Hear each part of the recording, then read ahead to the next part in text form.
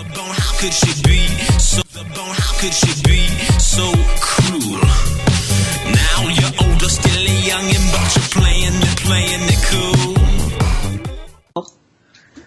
I am indeed.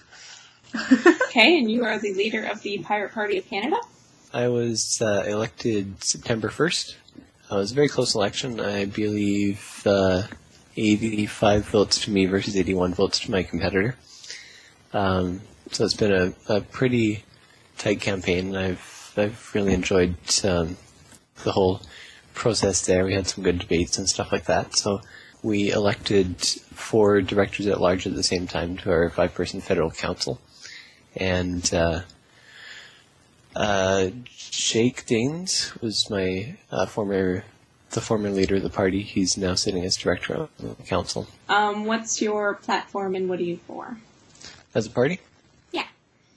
We are looking for reinforcement of privacy laws because when you look at sites like Facebook, what you see on a continual basis is this erosion of a respect for privacy, and that's something that we need to reinforce in Canada. As well, if you look at any bank, utility company, all that kind of stuff, they'll be asking for your social insurance number, which they are allowed to, but they don't actually need to. You have the right to refuse.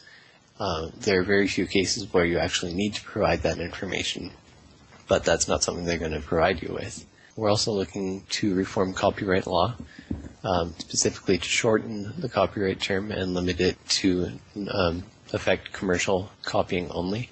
So non-commercial copying would be unrestricted.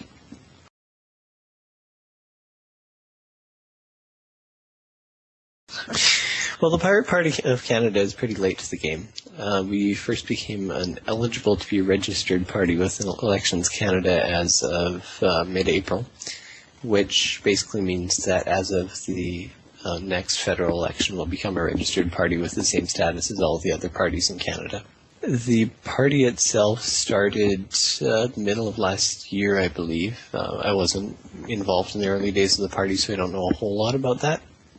But it is fairly late to the game as far as Pirate Parties International is concerned. So as you say, the Pirate Party movement started in Sweden, has been going on for some years now, and as a matter of fact, they have now elected 2 MEPs to the European Parliament. I'm not sure if we're going to get the same success here, but we're definitely trying our best. We're definitely looking forward to contesting our first election. Hopefully we will be able to run a candidate in the upcoming by-election, Winnipeg North, and that will give us that registered party status. When do you see yourself in the future as actually having a place in Parliament, if ever? Well, I mean, it's definitely something we're working towards. We are running every election with the anticipation that we're going to win, because otherwise there's no point in being a political party. If we aren't running to win, then we're just a lobby group, essentially. When that happens really depends. I'm not going to say it's impossible in the next election. We are fielding some very strong candidates, and certainly we intend to give it our all. It's hard to anticipate just how public interest in our platform is going to change over the coming years. One of our major fights in the next election is going to have to be to educate people as well as to convince them of the wisdom of our platform. They don't know much about copyright. They don't know much about patent. We need to introduce that information as well as begin to introduce our platform. Why is it important? All that kind of thing. With that twofold responsibility, it becomes a harder sell. And I think as people become more educated on these issues going forwards, then we'll actually be able to gain more ground there.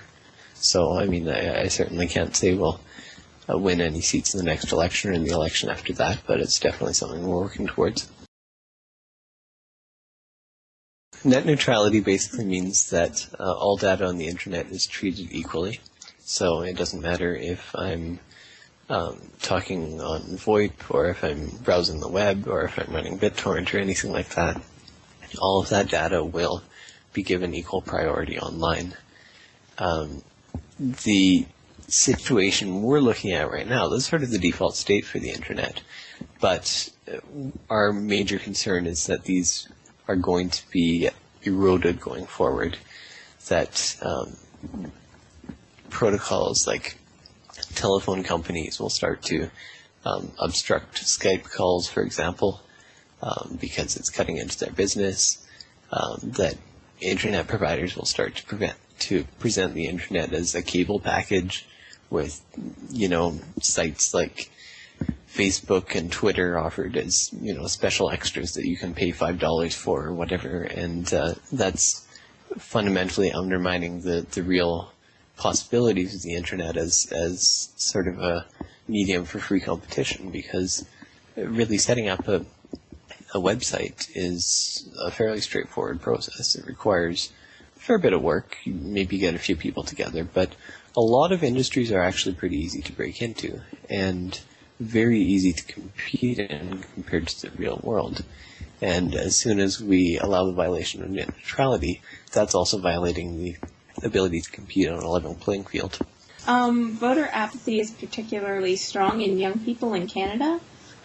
What do you plan to do about getting younger people involved in elections, and why they should be worried about the Pirate Party? Well, I'm not sure that apathetic is the right word. The situation we're in right now is I'm 23. I am very much in that demographic. But in my experience, it's not so much a matter of apathy as a matter of none of the parties speaking their language, none of the parties speaking to the matters that interest them. And that's something we're definitely working around, because copyright is foremost in young people's minds versus older people. Net neutrality, privacy, that sort of thing, are things that you've given some thought to, where you are probably better educated on the subject than your parents are. So that means that it's easier for us to introduce our platform there. And also, if you're not voting otherwise, that means you're a free radical. That means that we're actually able to work to gain some ground there. And hopefully that'll be a major part of our support base going forward. That's definitely something that the Swedish Pirate Party has found as well. Yesterday was International Talk Like a Pirate Day. Arr. Did that have any resonance among the pirates of the Pirate Party? Not particularly. We actually had a general meeting yesterday, and I was. No one said "R." R. Actually, I was expecting it to be quite riotous, but there wasn't that much going on. It was quite a bit of business as usual. We had some really good debate there, sort of still working out our process of how our internal democracy works, and it has some kinks yet, but it's really interesting to see that start to come to form. So if anyone's interested about the Pirate Party, how do they get a hold of you? Well, they can contact me at mickle@pirateparty.ca. You can also talk to our PR department, which is just pr@pirateparty.ca. You can find out more about our party on pirateparty.ca via Twitter at twitter.com/piratepartyca, and facebook.com/piratepartyca. It's quite a mouthful. Oh, very much so. I think we're pretty good. Alrighty. Well, thanks for your time. Thank you very much. Right. Bye. Have a great day. Yeah. Now the lounge is full fun. Hi, this is Stephen Carroll of the Winnipeg rock band League of Bands. You're listening to Spartan Youth Radio. Left before they had to buy around. This is Bob, the creator of the Spartatron 9000. He is the all-exclusive Spartan Youth Radio executive robot, being able to do all the tasks that anyone asks him. Say hello, Spartatron. This is the Spartatron 9000, and you are listening to Spartan Youth Radio.